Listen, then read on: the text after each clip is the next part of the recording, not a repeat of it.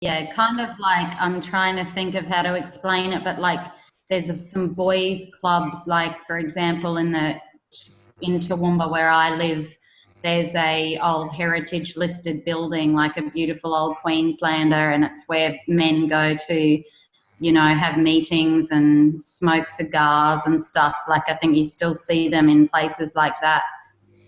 Yes, it's a beautiful piece of furniture, and how you actually highlighted that it was actually designed in late 18th century, the first piece, is it correct? Sorry, Polina, you just cut out. Can you repeat the question? So the first sofa was designed in the late 18th century.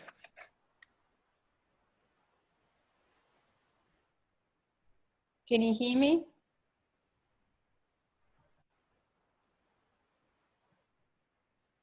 Can you hear? Yeah, you cut out again, but I think what you're saying is that, yes, the first piece was designed in the late 18th century, actually around the 1770s. Yes. So, and after that, it wasn't Which is, yeah. produced, like mass produced, and then it became mass produced after the First World War. Is it correct?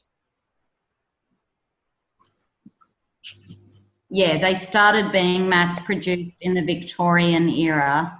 So about 1830s and 1840s. Okay, excellent. So even before the First World War. So this is a quite popular piece of furniture. Now, what you've done to it here is you actually modernized it and made it the corners more round and added the different feel. Is it correct? So you found the modern version of it.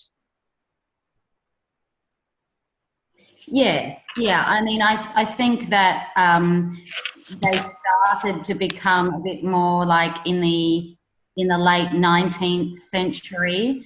They already started to change a little bit, but yeah, I've definitely modernized it in part B, but then part C, I've like really, really modernized it. Yes, and when we look at the part C, and it's a great example, what you're taking out of the design is the characteristics of the design, those buttons and the leather and the color, but you actually change the whole function. So it's not kind of a sofa anymore, it become a day bed.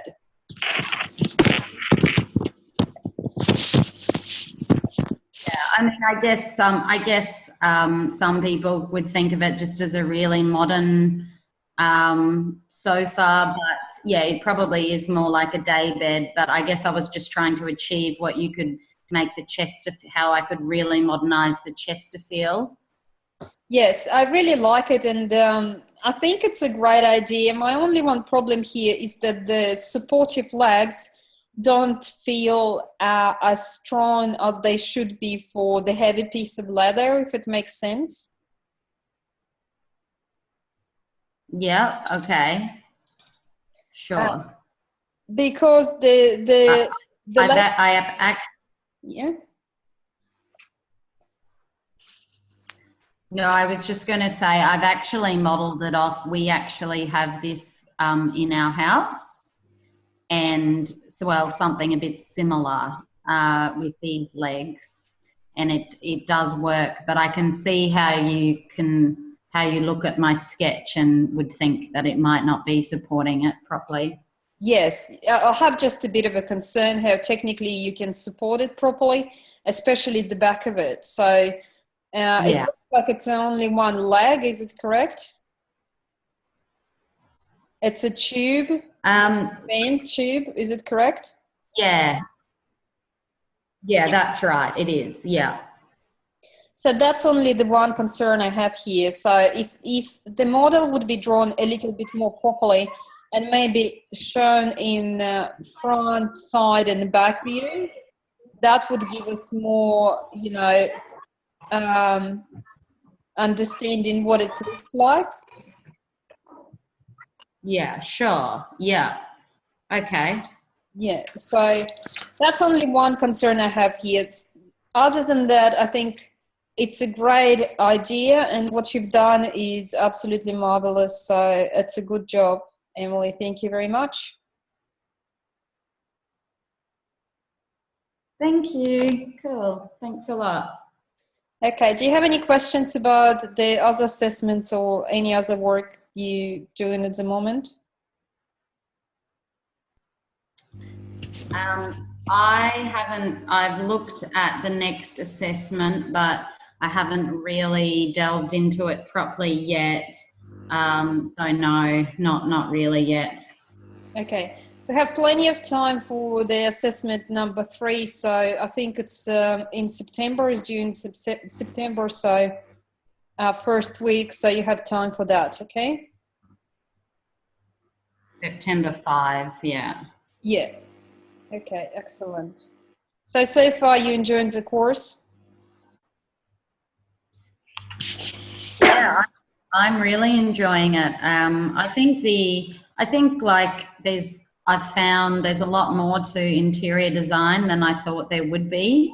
And I didn't realize we'd be learning all about this history as much and all of that, but I'm really enjoying that. Yeah, so far so good. That's me. Anyway, I'll let other people talk now. No worries, you can still ask the questions if you have any. Okay, Yeah. So we have Suan here.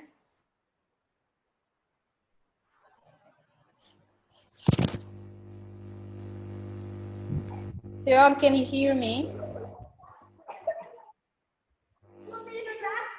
I can, but I might have interference. I'm in the middle of a swim centre. Yes. You have kids in the background. I was just wondering with the assessment 1. Yes.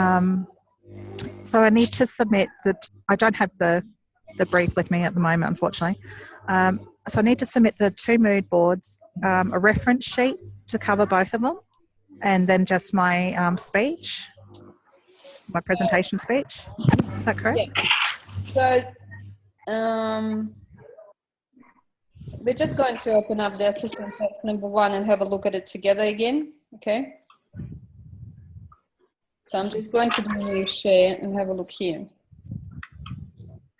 Okay, so if we look at the assessment task number 1, there are parts of it. So you have the part A, which is a mood board.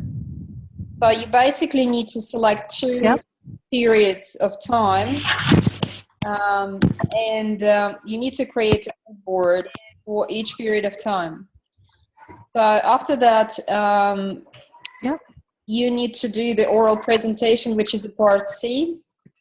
Okay. What we normally do is that what Emily just done, she sent me all the work, she uploads it onto the website, and then she logs in onto the Zoom session and she presents it. Okay, and then we discuss it, and so that way the student get a feedback instantly. Okay. Yeah. And then I can just put the marks into the system. So you can simply type your presentation A4 size and upload it all together with your mood boards onto the assessment, okay? Then the last part D is your digital folder. So you basically need to show how your digital folder is organized, okay? So, and type. So I was just wondering, so do I actually have to submit a list as well? Say it again. Or is that something I hang on to? Do I submit the reference list as well, or is that something I hang on to? No, you submit the list of for all the images. Yeah, for the images you used. Yes, yes. Oh, sorry, you cut out. Yes, you do need to submit the list of references for the images you use. Okay, I can show you the example if you want to see.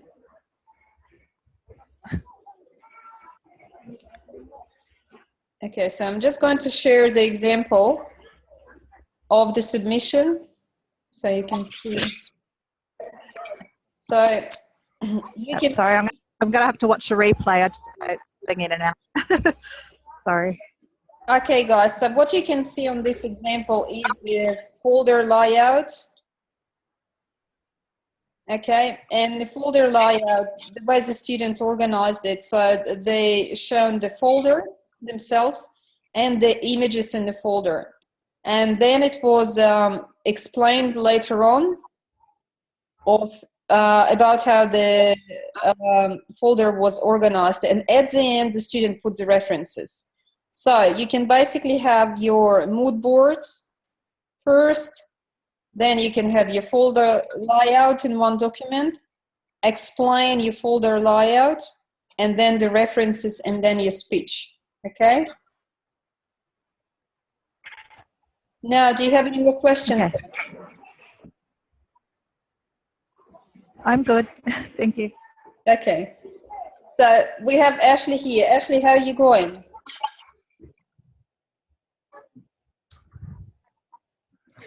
Good. I sent you an email with what I've done so far. I've completed the first mood board, or how I think it should be. So I just sent you an email hoping you could check it and let me know if I was on the right track. Sure. I think I marked some assessments this morning. Just let me know if I didn't mark yours. Oh, I just sent it to you just like 5 o'clock. Okay. So I'm just going to log in and we're going to... Yeah, so I haven't finished the whole thing yet. It's just the first one. Okay.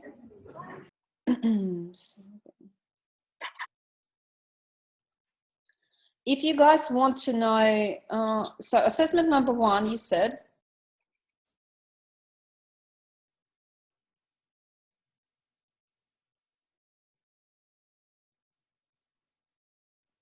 Ashley, did you email it to me or did you upload it?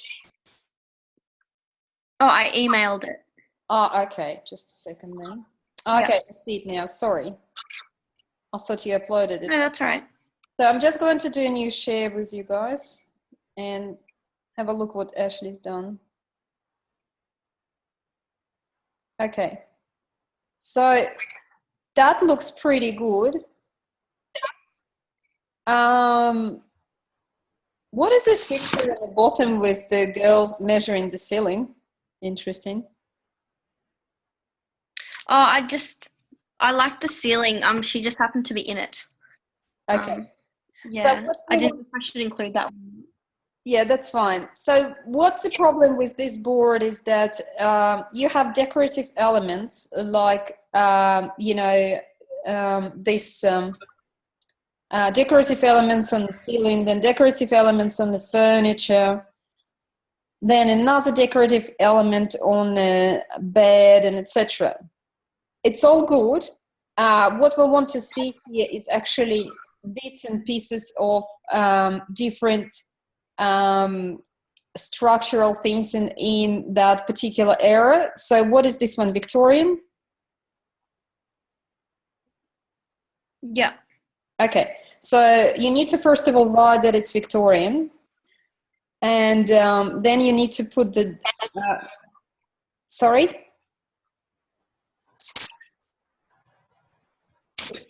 It's cutting out a little bit. Yeah. So then you need to put the name. You're breaking up. Yeah. And then put the date on it. Okay. Yeah.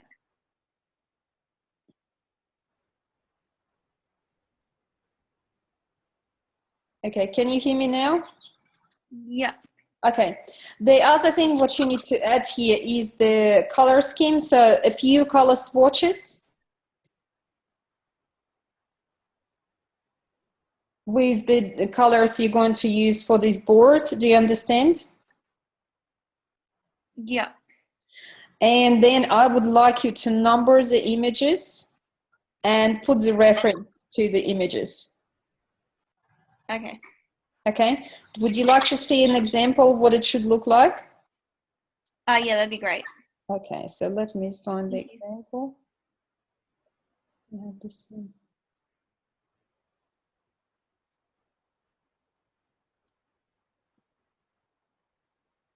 I'm just going to share, do a new share with you again. So.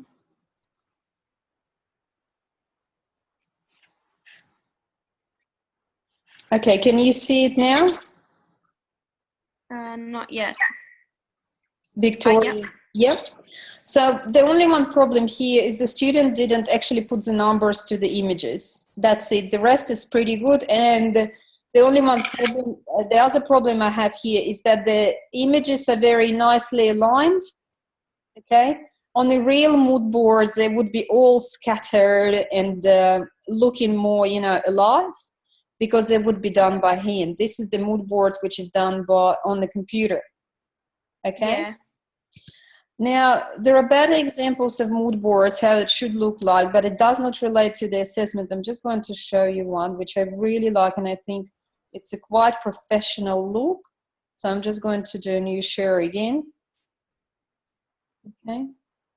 So here it is. This is basically what you need to do for the client. Okay. So it shows you the elements of the interior design. It shows you the whole feel of the style you're going for. It even shows you the house. It shows you a piece of furniture. And what I really like, it shows you the swatches of the fabric here. Okay, and those fabrics are actually real. And this whole mood board was actually done by hand. Cut and printed and actually sticky taped it onto the fabric. So this is one of the good examples. Okay, do you understand, Ashley? Guys, do you understand? Yeah. Okay, all good. So what other questions do you have? I think that's it for that that assignment.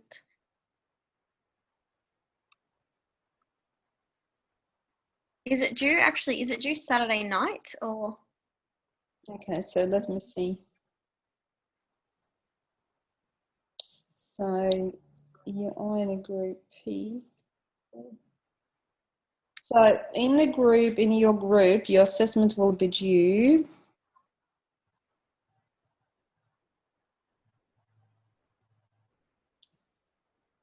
Okay, so yes, 22nd of August. So assessment task number 1. So it's Sunday night, yeah. Saturday, Sunday night. So this weekend.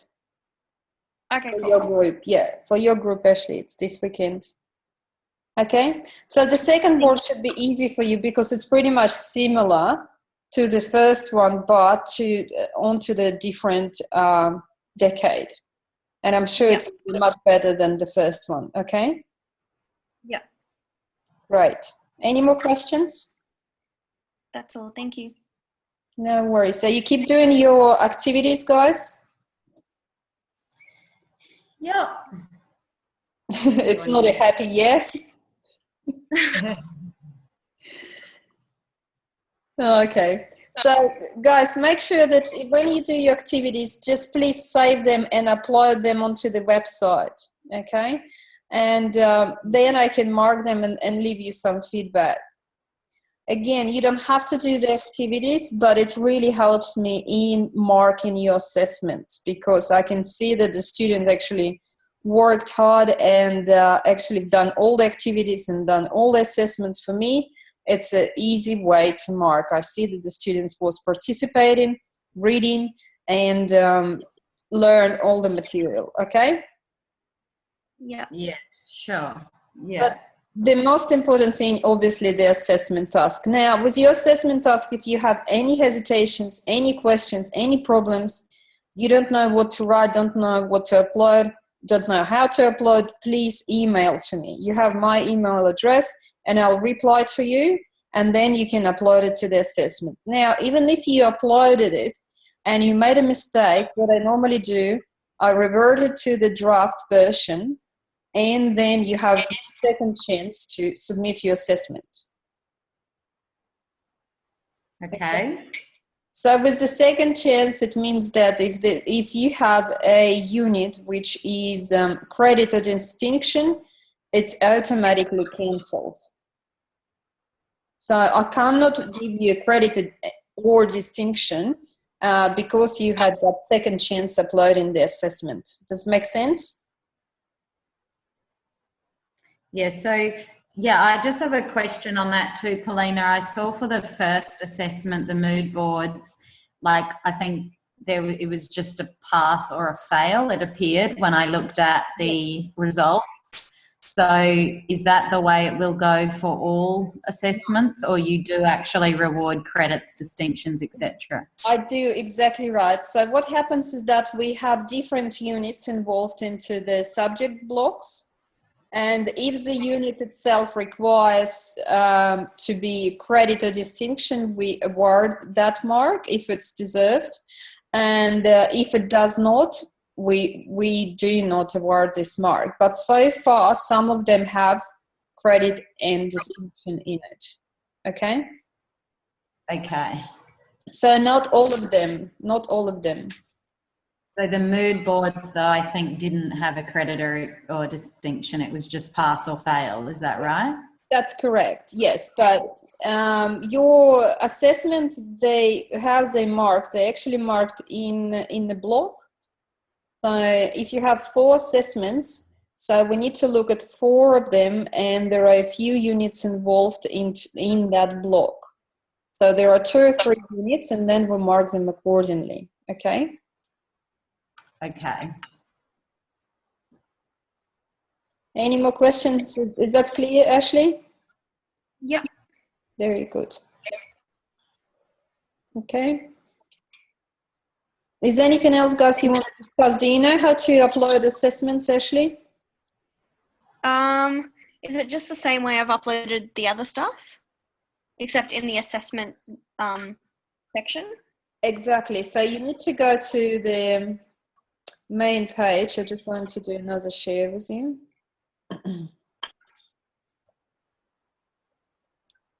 Okay, here it is. So basically what we see is the Martin website page. On the left-hand side, you need to find your materials. Can you see it, guys, now? Yeah. Okay, very good. So in your materials, you need to design 1577 and just scroll down. Here you see subject assessments. You click on that red square. With the subject assessment, you click subject assessment number 1. It has instructions in there. Okay. And then you put your assessment in here. Okay. Your page will look a little bit different to mine because mine is for teachers. For students, it will look a little bit different. So you would be able to upload your assessment on this page. Oh, so we put it on that page, not Mahara. No. Mahara is completely different. Mahara is for your ePortfolio and for your activities. Okay. Oh, okay. Now with Mahara, I just want to show you. It does have a page of the assessments, but Yeah, it's confusing. Yes, I know. It's a little bit confusing. So I'm just going to share that again with you. Okay.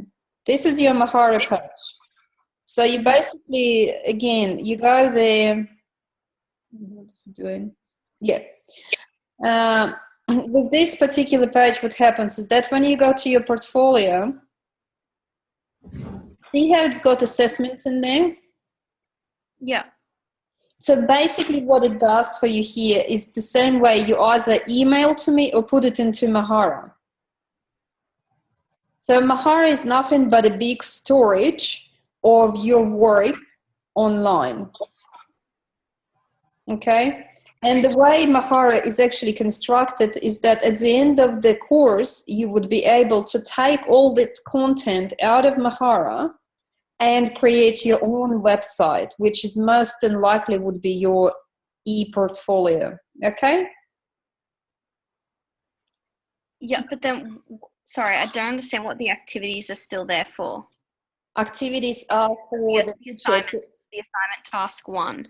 If we don't put our assignment in there, what's it there for? It's for me to have a look at it and give you feedback. And then when you're happy, you can put it into the official assignment page. Oh, I understand. Okay, yeah, that makes sense. It's like your little journal, you know, it's like your little portfolio. And it's really handy because you don't need to email to me and then keep a track of it. And, you know, And if I need to add more feedback, you can just keep it all in here on that page, you know, and then I'll get notification saying that Ashley shared the page with me, and then I'll go there and mark it, leave it feedback, etc. Okay? Right. And then when I feel like it's good, I upload it on that other page. Exactly, because this other page is an official page for you to upload your assessment. Okay, thank you so much. That makes sense. So this is your basically journal, and see what it does here. If we go on to export, you can actually export the whole thing as a website. Can you see that? Here, this option, and it's an amazing option. And at the end of your course, we will do it together, and you can just compile all your works into one place and, you know, send it to your clients, upload it onto the web, you know, do anything with it, make your own portfolio, and etc. Okay. Also, good thing, you can even import pages here. So different images and etc. You can create your own collections here. So add new collection of anything you want, really. And I just really urge you to utilize it, because it really helps you with creating your own portfolio right from the start, from the first subject you started marking. Okay? Yeah. Do you have any more questions, guys? I'm good, thank you. No. Yeah. No worries. Ashley, do you have any more questions? That's it for now. Yeah. Okay, so I have Lauren here. Lauren, how are you going? Lauren, can you hear me?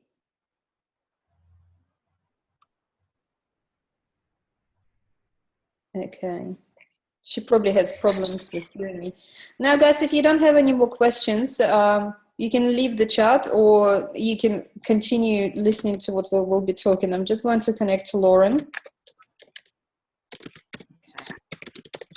Okay, thank you. This is Emily leaving now. Thanks, Polina. Talk to you next week. Good job as usual. It was a pleasure to see your work. Thank you very much. Have a good week, everybody. Bye-bye. Bye. Lena, I'm going to leave too. Thank you very much again. No worries, Ashley. It was lovely to catch up. All right. Bye. Bye. Bye.